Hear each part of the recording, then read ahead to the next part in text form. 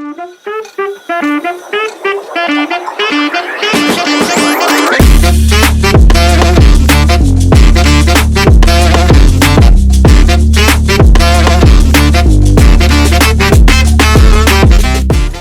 cat lovers, kembali lagi nih bersama kami. Aku Safira dan di sebelah aku ada Dr. Rifki Yusuf atau owner dari Buitenzorg Cattery. Nah, di video sebelumnya nih kita kan udah ngebahas tentang ras kucing secara umum ya. Nah, di video kali ini kita bakal ngomongin atau ngobrol-ngobrol seputar British Shorthair.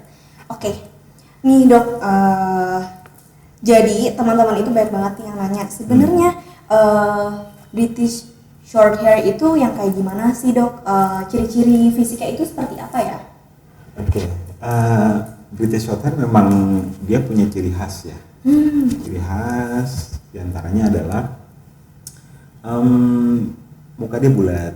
Oh, muka. Ya, mukanya bulat, kemudian telinganya relatif kecil, dia punya chin, punya dagu yang terlihat gitu ya. Dia punya yang paling baik adalah dia double chin gitu. Ketika sudah dewasa ya. Kemudian matanya bulat, kemudian badannya juga gagah, kekar gitu. Kobi itu artinya ya pendek, kemudian bulat gitu ya, kurang lebihnya seperti itu. Jadi ciri British Shorthair seperti itu. Dan bulunya pendek dan crispy gitu. Ya, salah satu contohnya adalah misalnya ini. Nah, ini salah satu ras British Shorthair. Ya, dia punya muka yang bulat, kemudian telinganya ya seperti yang tadi saya sampaikan, kemudian kekar, kemudian ekornya juga proporsional, kurang lebih seperti itu. Ya, nanti untuk lebih jelasnya cat lovers bisa browsing, bisa lihat. Itu kalau kita klik bisa lihat ciri-ciri British Shorthair itu seperti apa. Lebih detailnya gimana ya? Seperti apa gitu ya. Tapi kurang lebihnya adalah dia seperti itu. Dan dia punya karakter yang khas juga. Gitu. Berarti gitu ya, dari matanya bulat, terus ke kupingnya juga cenderung kecil ya? Iya, proporsional. Kecil banget enggak, tapi besar atau tinggi banget juga enggak. Gitu. Dan badannya kekar, terus juga pendek ya?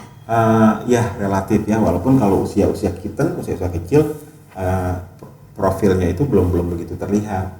Ya, karena British itu dia perkembangannya agak berbeda dengan ras lain, di mana pada usia 1 bulanan dia cenderung bulat gitu ya, dari bayi sampai 1 bulan. Kemudian di atas 1 bulan udah mulai agak tirus gitu. Kemudian sampai nanti berdewasa di atas 10 bulan dia mulai terlihat. Nah, ada juga yang di atas 1 tahun, ada juga yang di atas 2 tahun sudah terlihat Britishnya. Oh, jadi makin gede makin terlihat. Betul. Ya. Makin dia gede makin terlihat. Tapi kalau kita melihat usia 3-4 bulan gitu mungkin posturnya masih biasa, tapi nanti dia akan berkembang. Kalau yang kayak gini itu usia berapa dok? Yang ini usia 4 bulanan. Oh, ini yang masih kecilnya. Masih ya, relatif masih kecil. Ini 4 bulanan. Terus biasanya British Shorthair ini itu masa hidupnya berapa lama ya dok? Rata-rata itu rata-rata ya. Masa hidup BSA atau British Shorthair ada beberapa pendapat. Ya, ada yang mengatakan penelitian 7 sampai 13 tahun, ada yang bilang 7 sampai 15 tahun. Tapi berdasarkan pengalaman breeder baik di dalam negeri maupun di luar negeri, itu usia rata-rata itu 13 sampai 20 tahun. Wah, lama banget ya. Kebetulan kami juga di sini masih ada, maksud saya masih pelihara yang usianya sudah 11 tahun dan itu sehat-sehat aja. Maksudnya nggak ada masalah gitu ya. Dia menua tapi fisiknya masih baik. Jadi kalau rentangnya gitu kurang lebih 13 sampai 20. 13 sampai 20 ya, rata-rata. 13 sampai 20 rata-rata ya. Terus kalau misalnya tadi kan yang dokter pegang itu kan warnanya agak muda tuh ya. Nah, terus yang sekarang nih warnanya lebih tua tuh. Jadi sebenarnya mereka itu ada banyak warna ya, Dok? British short hair itu. British short hair dia punya banyak warna.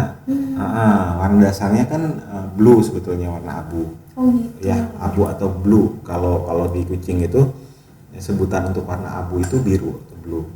Nah, itu warna dasar. Kemudian juga selain blue ada warna-warna lain.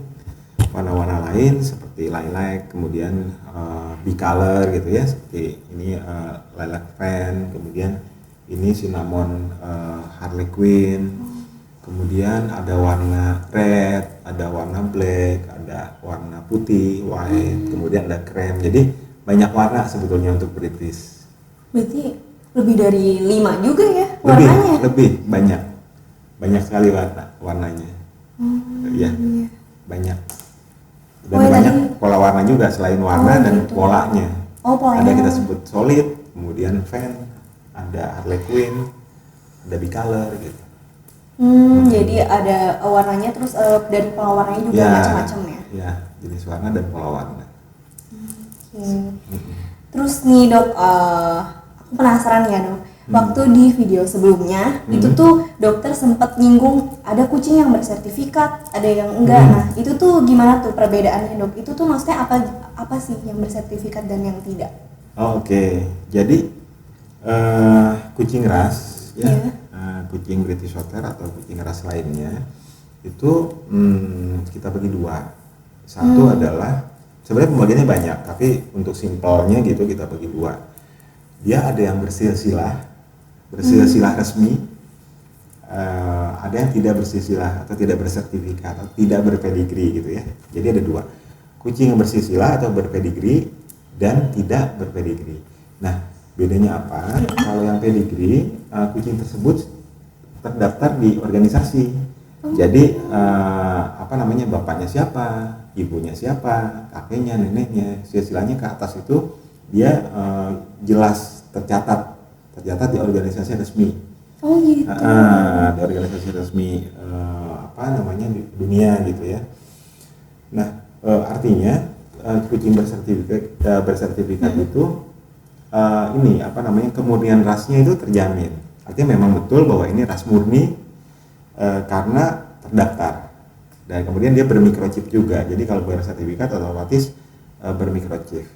Ya, jadi kita ditanamkan chip di badannya, umumnya di tengkuknya sebagai ID, sebagai identitas gitu. Dia ada nomornya, kita bisa scan. Itu menandakan bahwa kucing ini adalah ras murni dan terdaftar. Nah itu kucing yang berpedigree ya, dan nomor microchip itu hanya satu di dunia, tidak ada yang double gitu. Oh beda-beda ya, nomor seri itu beda-beda. Nah itu kucing yang berpedigree ya, jadi kemurnian rasnya terjamin gitu, sudah pasti asli gitu. Nah kemudian ada lagi non pedigree. Nah non pedigree itu atau non sertifikat itu kita bukan berarti dia nggak ras murni. Bisa jadi misal seseorang atau breeder punya kucing berpedigree, kucing ras murni dengan yang ras murni gitu ya, kemudian dikawinkan, kemudian menghasilkan anak. Nah anaknya itu kan otomatis ras murni karena bapak ibunya murni. Nah tapi karena si misalnya breeder ini atau cat lovers yang ternak rumahan gitu ya, dia bukan catry, tidak terdaftar gitu ya, atau tidak mendaftarkan diri sebagai catry, maka anakan-anakan yang dihasilkan itu tidak bisa didaftarkan sertifikatnya. Jadi itu ras murni tapi tidak bersertifikat. Nah kemudian yang non pedigree juga atau non sertifikat juga bisa murni tadi, bisa juga mix. Misal kalau British Shorthair gitu, seseorang punya British Shorthair, kemudian disilangkan dengan ras lain gitu. Nah kemudian menghasilkan anak-anaknya ini mirip British Shorthair. Nah kemudian tidak bersertifikat. Nah itu kita tidak bisa bilang bahwa itu ras murni. Ya, jadi kalau perbedaannya adalah kalau bersertifikat atau berpedigree, artinya memang terdaftar di organisasi dan memang ini ras murni, Tapi kalau non pedigree bisa ras murni, bisa tidak. Oh bisa yang mix tadi ya? Ya bisa yang mix. Jadi karena memang tidak terdaftar. Sebab kalau pedigree kan itu ada silsilah, kemudian ada standar breed. Jadi masing-masing organisasi itu punya standar breed. Jadi betul-betul dijaga kemudian rasnya begitu. Terus tadi sempat dibilang juga kalau misalkan yang pedigree itu biasanya ada microchipnya. Iya, ada microchipnya. Jadi ada chip gitu, kita suntikan ke tengkuknya, kemudian nanti kita scan, kita samain nomornya dengan sertifikatnya. Di scan. Di scan, nah. Gitu. Terus ya dok, kan ini kan kelihatan nih kayak agak tebal ya bulunya ya, maksudnya kalau British Shorthair atau tadi apa istilahnya BSH ya. Nah itu tuh mungkin nih teman-teman pada penasaran nih dok, kira-kira perawatannya itu tuh susah nggak sih dok, atau ribet nggak sih? Perawatan kucing British Shorthair sama sekali nggak ribet, sama sekali nggak ribet, jadi simpel banget, ya simpel banget. Ini apa namanya, perawatannya standar aja, standar kayak perawat kucing-kucing ras lainnya. Ya jadi perawatannya biasa seperti ras lain, makanan, kemudian makanan juga standar, boleh yang khusus British Shorthair, bisa juga yang tidak. Karena kan ada produk yang memang mengeluarkan makanan khusus BSH. Ada yang khusus. Tapi boleh pakai itu, boleh juga pakai makanan yang lain yang sesuai dengan usia, sama dengan untuk kucing-kucing ras lainnya. Kemudian perawatan harian juga biasa, tidak ada yang khusus gitu. Malah cenderung lebih simpel sebetulnya karena si bulunya kan relatif pendek. Nah kemudian juga kelebihan British Shorthair juga dia self groomingnya itu ya umumnya pintar dia, sehingga umumnya memang British Shorthair nggak perlu dimandiin gitu. Nggak perlu dimandiin, jadi ya, bisa sendiri. Bisa sendiri dia, kalau toh kita mau urus grooming kering gitu ya, kita sisir aja cukup 2-3 hari sekali atau mau setiap hari silahkan. Itu bulunya dia akan tetap baik gitu walaupun dia tidak rutin dimandiin. Oh kok begitu, banyak juga gitu ya, cat lovers ya tanya, masa sih nggak mesti dimandiin? Ya memang seperti itu, kecuali kalau kita nggak nyaman, kita ngerasa kucingnya kotor gitu ya, bulunya kotor, yang mau dimandiin silahkan. Tapi kalau kewajiban mandi seminggu sekali, 2 minggu sekali itu enggak, dimana perlu aja. Seperti ini, Calvin ini dari mulai lahir dia nggak pernah mandi sama sekali. Oh iya, tapi kelihatan kayak fluffy banget ya, kayak lembut gitu. Lembut, kemudian juga bulunya juga bersih, ini nggak pernah mandi, kita cuma sisir aja gitu. Oh cuma disisir aja. Cuma disisir aja. Gitu. Ya jadi perawatan British Shorthair itu simpel. Simpel. Jadi itu yang penting disisir biar nggak gimbal ya. Biar nggak gimbal, biar terawat lah bulunya.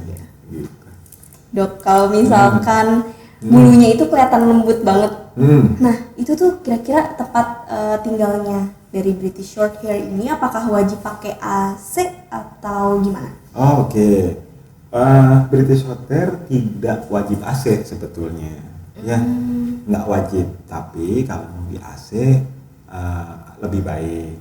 Ada kelebihan kalau cat room kita ber AC. Satu kelembabannya kan otomatis lebih rendah ya, sehingga biasanya kucingnya lebih sehat. Kemudian nafsu makannya juga kalau di AC meningkat, cenderung meningkat. Kemudian juga kondisi bulu juga biasanya lebih tebal, karena memang si British Shorthair ini daerah aslinya gitu dari daerah dingin, dari daerah bersalju gitu. Jadi otomatis kalau kita kondisikan di sini misalnya ber-AC, itu memang akan lebih baik, bulunya juga akan lebih tebal ya. Jadi pakai AC baik, bagus. Apakah wajib atau tidak? Tidak wajib. Tapi bagus. Kita sendiri di sini untuk cat room itu full AC memang. Di sini itu full AC. Full AC.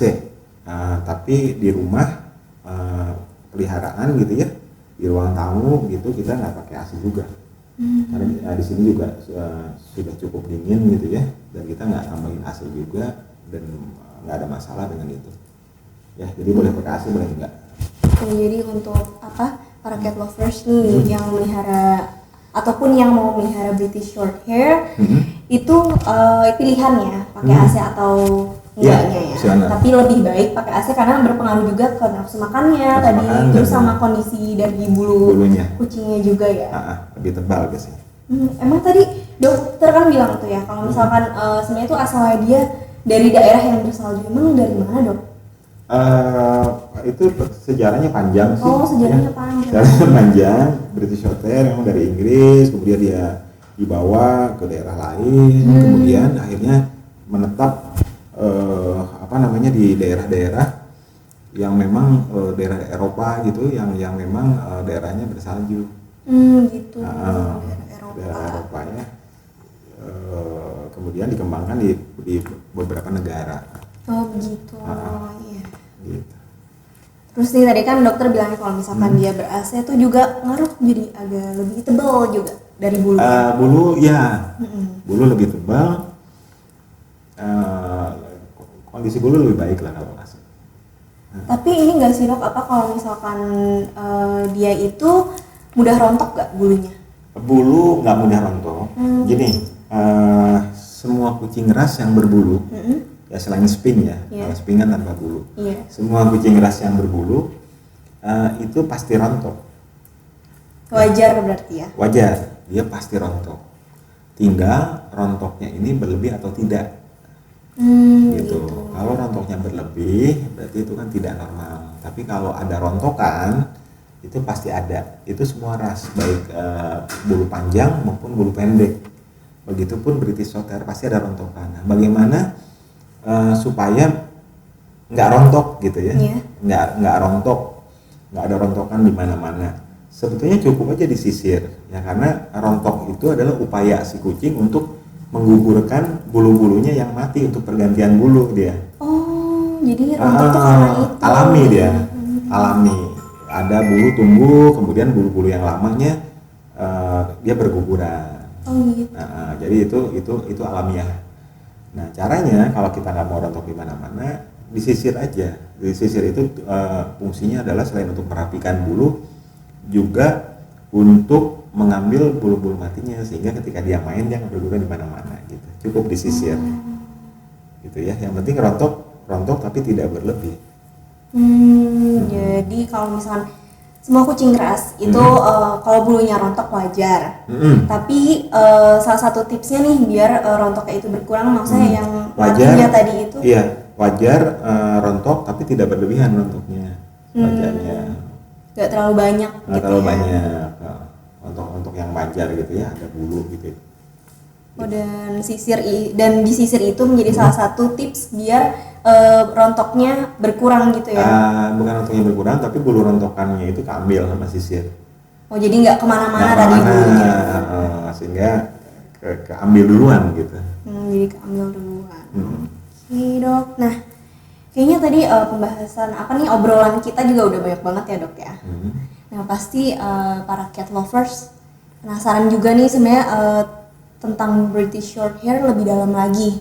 Bagi teman-teman yang pengen tahu lebih dalam lagi nih tentang British Shorthair, nanti bisa kita bahas di video selanjutnya. Tapi sebelum kita closing nih dok, terima kasih banyak untuk informasinya ya dok. Ya sama-sama. Semoga teman-teman pertanyaan dari teman-teman sudah terjawab ya dok. Bisa menjawab pertanyaan teman-teman selama ini. Iya. Oke, jadi jangan lupa ya untuk ditonton nih video selanjutnya karena kita akan membahas tentang perawatan dari British Shorthair. Dadah!